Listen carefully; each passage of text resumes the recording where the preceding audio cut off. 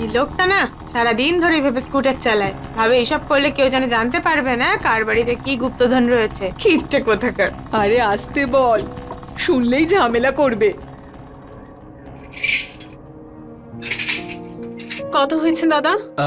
130। না না 130 নয়, 110 দেবো। সবকিছুতেই তো দাম কমিয়েছি, এর চেয়ে কম হবে না দিদি। আরে দাদা ঠিক আছে, এত দাম কিসের বলুন তো? ঠিকই বলেছে, এই নিন ধরুন আপনার। এই এত সবজি কার জন্য? বাবা, এক সপ্তাহের সবজি নিয়ে নিয়েছি। 2 রকম তরকারি রোজ বানানো কি খুব দরকার? এই ধনেপাতা কত টাকার দিল? 10 টাকার। এত দাম? এতে তোমাদের কি যায় আসে? টাকা তো আমার পকেট থেকে যাচ্ছে না। এই নাও ভাই, ফেরত নিয়ে নাও, রাখো এটা। এত বেগুন কি হবে? এই নাও, সব অর্ধেক করে দাও, বুঝতে পেরেছ? আর বৌমা, আর একটা কথা বলবো, একটু বাড়ির বাইরে যাও, তাহলে শরীর সুস্থ থাকবে, কিছু খরচাও বাঁচবে। সবজিওয়ালা শোনো, আর যেন তোমায় না দেখি এখানে। বাপরে, কেমন লোকিনি। কত হয়েছে দাদা আপনার? 60 টাকা দিন দিদি।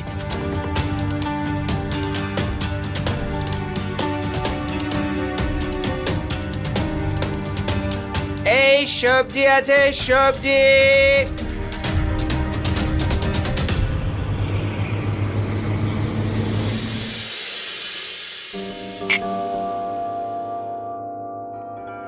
সবকিছু আমি দেখে এসেছি, শুধু বৌমা আছে, এক মেয়ে আর এক ছেলে। এতটাও কঠিন কাজ নয়, অন্ধকার হলেই কাজটা শেষ করে নিতে হবে। দেখ ভাই, এই কাজটা আমার দ্বারা হবে না, তোকে নিজেই করতে হবে। কেন? বুড়োটা খুব কিপটে, আজ অব্দি কেউ জানতে পারেনি গুপ্তধনটা কোথায় আছে। সবাই এটাই বলে, যে যে এই গুপ্তধনটা চুরি করতে গেছে সেই উদাও হয়ে গেছে। আরে এসব মন গড়া কথাবার্তা, কিচ্ছু হবে না। জিনিসপত্র সব পেয়ে গেলেই দুজনে হাফ হাফ করে নেব। হ্যাঁ না ভাই, এটা আমার দ্বারা হবে না।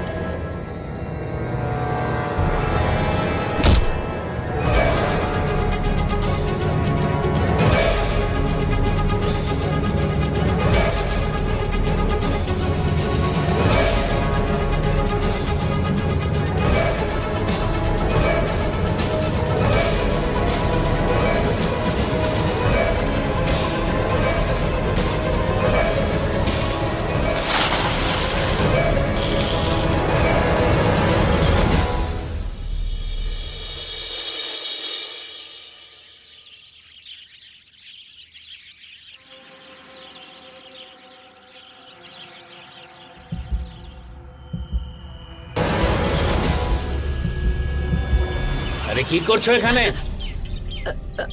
আমি তো আসলে পরিষ্কার করছিলাম, কেমন গন্ধ বেরোচ্ছিল। কতবার তোমায় বারণ করেছি এই কুয়োর সামনে তুমি আসবে না। এখানে সাপ আছে, কাঁকড়া বিচি আছে, কামড়ালে তুমি মরে যাবে।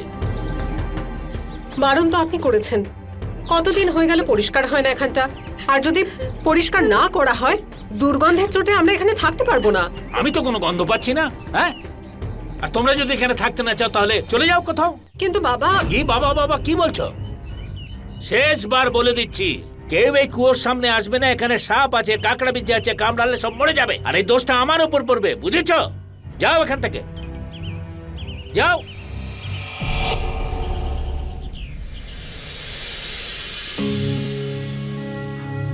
তোমার বাবার জেদ না আমি আর সহ্য করতে পারছি না।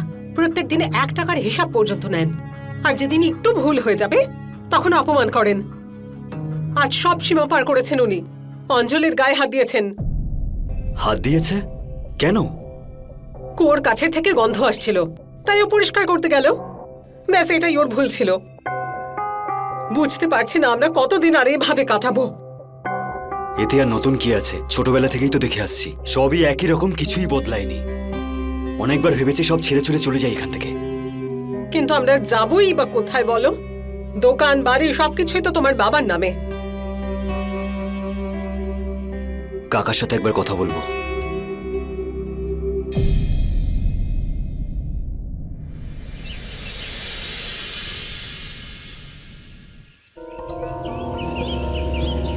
বাবা,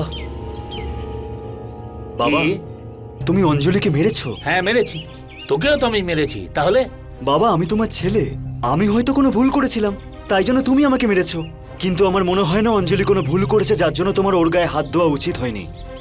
তা তুই আমাকে এইসব প্রশ্ন করছিস? হ্যাঁ, আমি এটাই জিজ্ঞেস করতে এলাম, ও ভুলটা কি করেছে? তুমি ওকে কেন মারলে? তুই তো খুব ভালো করে জানিস আমার বিরুদ্ধে কেউ যদি সত্যি কথাও বলতে আসে সেটাকেও আমি খারাপ বলে মনে করি।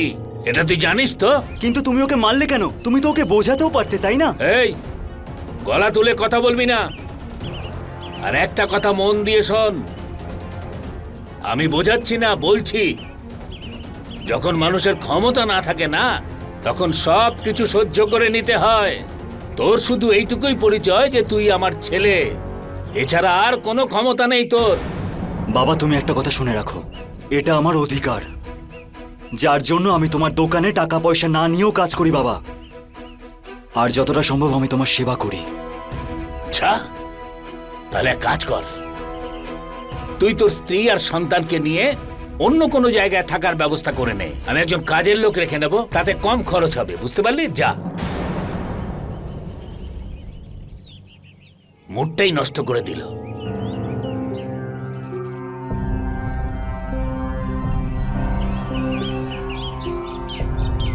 হ্যালো কাকা, নমস্কার।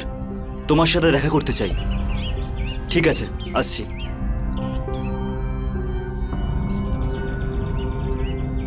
বাবা, তুমি লোক তো ঠিক পেয়ে যাবে, কিন্তু ছেলে দ্বিতীয়বার পাবে না।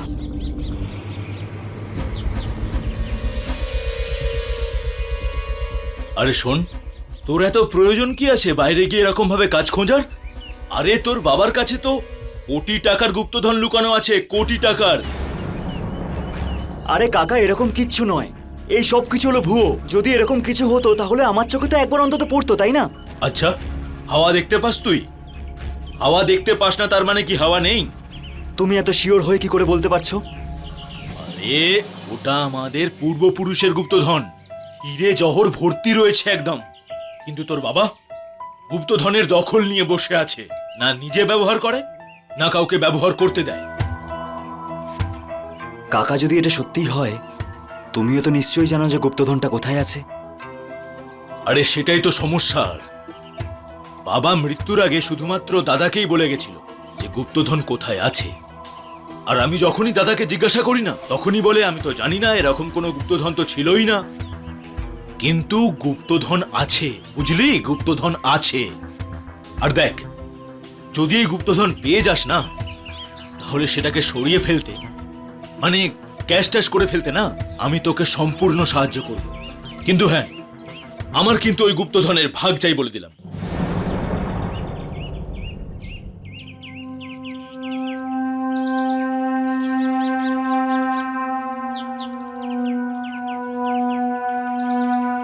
শয়তান লোক, বড় দাদা হয়ে ছোট ভাইয়ের সম্পূর্ণ ভাগ নিতে চাস? একাই সমস্ত গুপ্তধন নিয়ে নিবি তুই? হ্যাঁ, এবার দেখ, তুই তোর নিজের ছেলেই আমাকে এনে দেবে ওই গুপ্তধন। আর গুপ্তধন পাওয়ার পরে তোর ছেলের আমি কি করব সেটা তো আমি পরে ভাববো। কিন্তু গুপ্তধন অদৃশ্য হয়ে যাবার পরে যখন তুই পাগল কুকুরের মতো ভৌ ভৌ করে রাস্তায় ঘুরে বেড়াবি না, তখন আমি আনন্দ পাবো। লাড্ডু বিলোবো আমি, তুইও আসিস খাবার জন্য।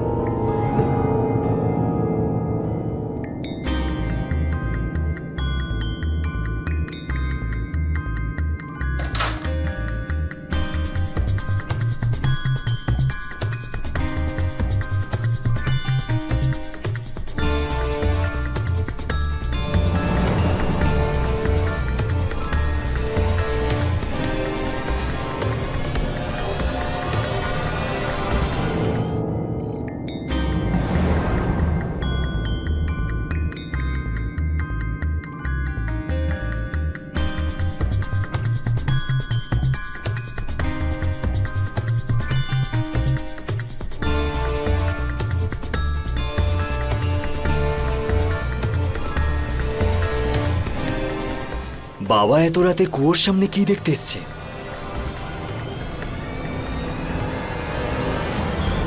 বাবা মৃত্যুর আগে শুধুমাত্র দাদাকেই বলে গেছিল যে গুপ্তধন কোথায় আছে। অঞ্জলির গায়ে হাত দিয়েছেন উনি। হাত দিয়েছে কেন? কুয়োর কাছ থেকে গন্ধ আসছিল, তাই ও পরিষ্কার করতে গেছিল। ব্যাস এটুকুই ভুল ছিল ওর।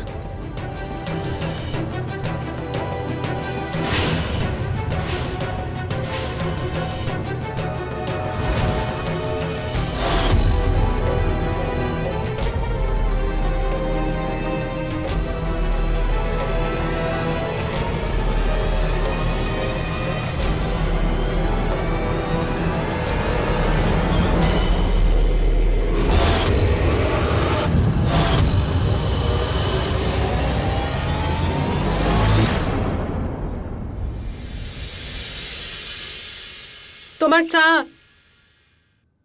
এখানে রাখলাম।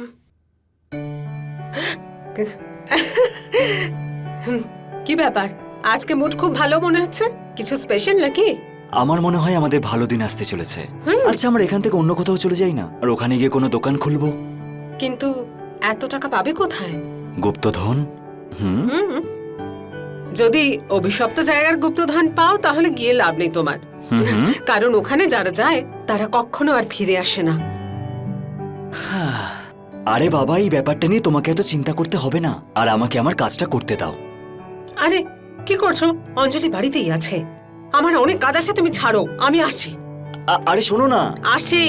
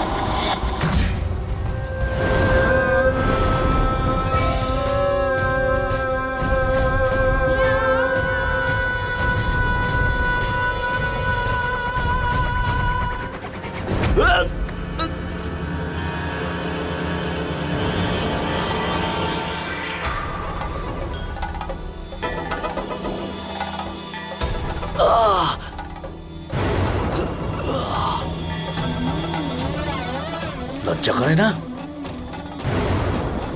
নিজের বাড়িতেই চুরি করছিস? মরবি, এবার তুই মরবি।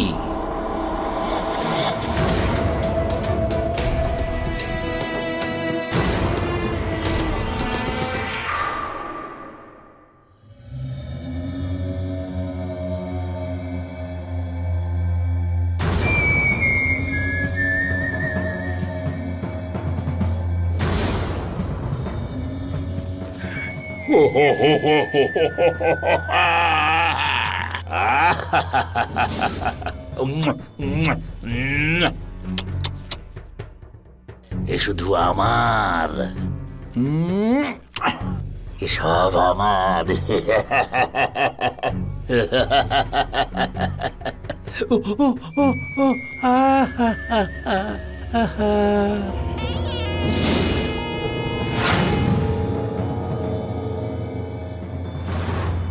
এসব তুই চুরি করে নেবার চেষ্টা করছিলি? জানিস না এই সম্পত্তি আমার, শুধু আমার।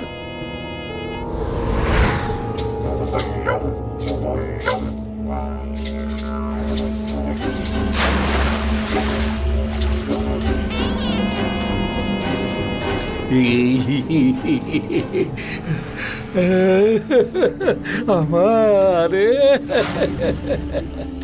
আমার থেকে কেউ নিতে পারবে না। আবার দেখা হবে খুব তাড়াতাড়ি।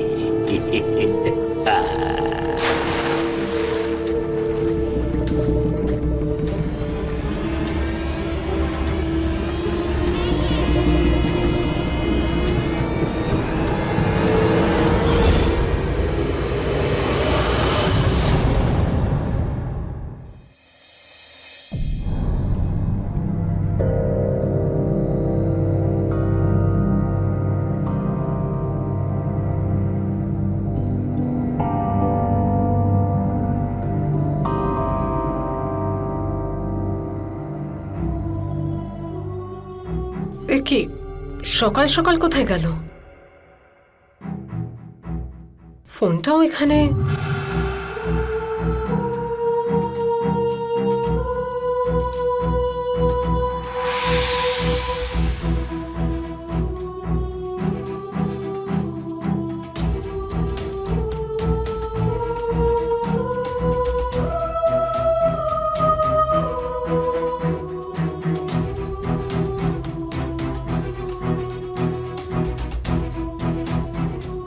তোর বাবা কোথায়? সকাল থেকে দেখতে পাচ্ছি না। না মা, আজ সকাল থেকে আমিও তো কোথাও দেখতে পাইনি। আমি বেরোচ্ছি, আমার টিউশন অনেকটা দেরি হয়ে গেছে।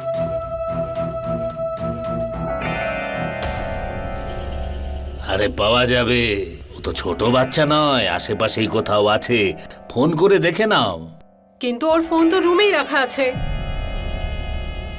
আচ্ছা, তাহলে এত সকালবেলা কোথায় গেল? দেখো রাজেশের বাড়িতে গেছে কিনা, ওর বন্ধু তো।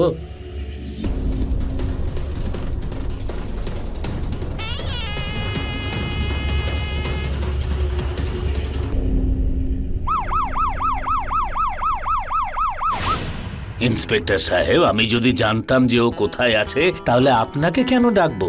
আপনাদের মধ্যে শেষ কার সঙ্গে কথা হয়েছে? আমার সঙ্গে। কি কথা হয়েছিল? কাল সকালে আমাকে বলছিল যে আমার মনে হয় আমাদের ভালো দিন আসতে চলেছে। আচ্ছা, আমরা এখান থেকে অন্য কোথাও চলে যাই না, আর ওখানে গিয়ে কোনো দোকান খুলবো। কিন্তু এত টাকা পাবে কোথায়? গুপ্তধন। কিন্তু টাকা কোথায় আছে সেটা বলেনি। কতটা সত্যি আর কতটা মিথ্যে তা তো আমি জানি না, কিন্তু একটা কথা জানি, যে লোভে পড়ে যায় সে আর ফেরত আসে না। আপনি চিন্তা করবেন না, আমরা জিজ্ঞাসাবাদ করছি, যা যা ঘটবে আমরা জানিয়ে দেব। ধন্যবাদ।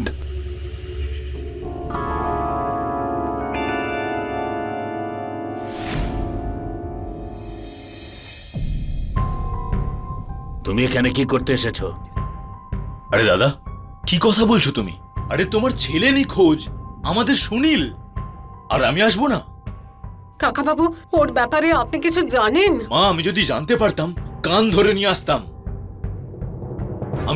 আমি তো নিজেই প্রতিবেশীদের থেকে খোঁজ পেলাম যে ও নিখোঁজ। দেখ, আমি খুব ভালো করে জানি তুই আমার ছোট ভাই, কিন্তু এসব নাটক আমার সামনে করিস না। আমি খুব ভালো করে জানি তুই কেমন। বৌমা, জল খাইয়ে দাও ওকে। ছেলে নিখোঁজ, কিন্তু ওর কথাবার্তাটা শোনো একবার। দাদা কিছুতেই বদলালো না। আমাদের সমাজে এরকম একটা সময় ছিল যখন মানুষের কাছে ব্যাংকিং এর সুবিধা ছিল না।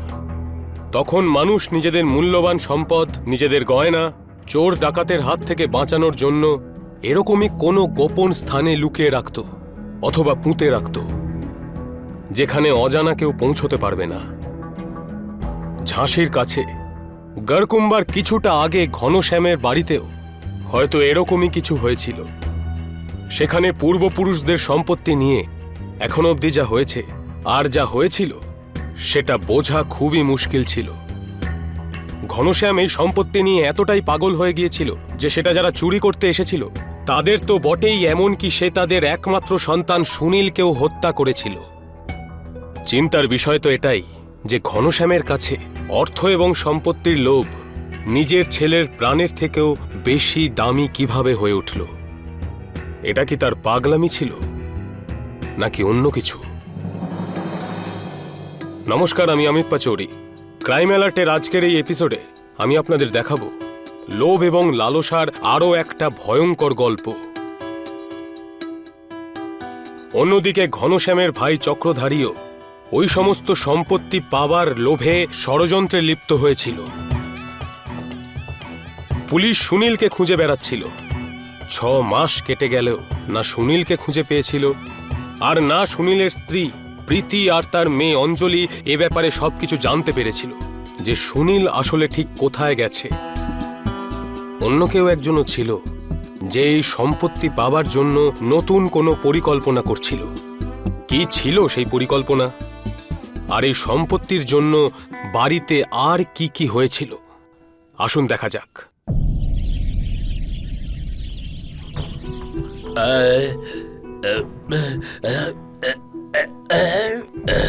হে ভগবান, তোর ভালো হোক। আরে কি হয়েছে? কোথাও পড়ে গেছেন নাকি? আরে পড়ে যায়নি, ফেলে দিয়েছে আমায়। পিছন দিক থেকে এসেছে, একটা গাড়ি ধাক্কা মেরেছে আমাকে। মনে হচ্ছে আমার পায়ের হাড় ভেঙে গেছে। ওহো হো হো, এই ছেলেটার ভালো হোক, রিক্সা করে আমাকে এনে এখানে পৌঁছে দিয়েছে। ধন্যবাদ দাদা। কত টাকা হয়েছে আপনার? আরে টাকার কথা কি বলছো? বললাম না ও আমার ছেলের মতো। আচ্ছা বাবা, অনেক ধন্যবাদ। আপনি বিশ্রাম নিন, আমি ডাক্তারকে ফোন করছি।